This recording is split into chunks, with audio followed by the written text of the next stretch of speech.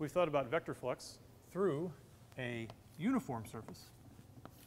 So to introduce the idea, we had the easiest case, a uniform field and a uniform surface. And by that I just mean a flat surface where you have a nice single area vector like that.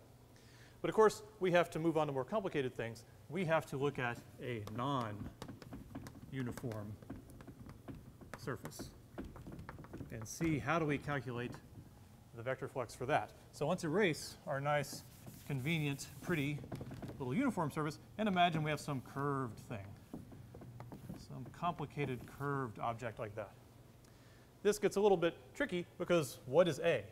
Right? The A vector could point all different directions. You've got to know how to figure out what A is. So this is similar to something you're actually already familiar with, and that is this is a disco ball. So this is the Hertzian Amphitheater disco ball. We only bring it out in special occasions such as this. And you can see it's a curved spherical surface, but it's covered in these little square tiles. So this is the idea. You take your complex or your complicated curved surface and you cover it with small simple surfaces that you could define as having their own little area elements. You can imagine the area coming off each one of these mirrors, and on this side they stick out this way, and on this side they stick out this way. But all together they make the curved surface that you need.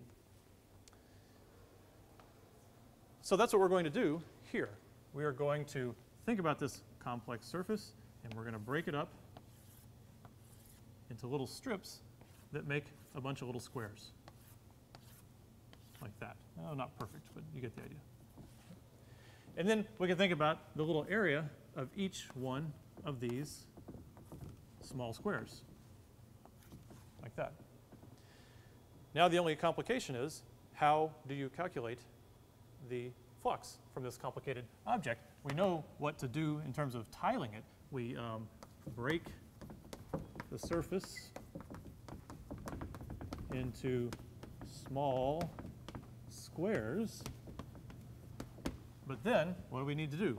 We have to sum them up. And since you know that that's an S and an integral sign, you know what we're going to do. We're going to calculate our flux not as just a dot product, but an integral of a dot product. So phi E, the electric field flux, usually it's E dot A, but here we're going to think of each one of these as a dA, a little differential unit of area. So E dot dA, and then we just add that flux up over the whole area. Okay? So it's another case of integration that you have to think about. What can get tricky is two things. It can become complicated because dA varies in space. As you move around, the direction of dA depends on where you are. And E might vary in space. We may do cases where E is not just a uniform field. So E can vary. Maybe you'll have a curved surface and a point charge with the E field pointing all different directions. So when you get into this kind of integral, with everything varying, that is a scary thing known as vector calculus. And you can imagine the integrals can get difficult. And that's why it's an entire high-level math class. What we do in freshman physics is we have to understand the idea of vector calculus. You have to have in your head and understand what this means in terms of disco balls and fields. But we aren't going to do the really hard integrals. We will always use symmetry to make the integrals more manageable.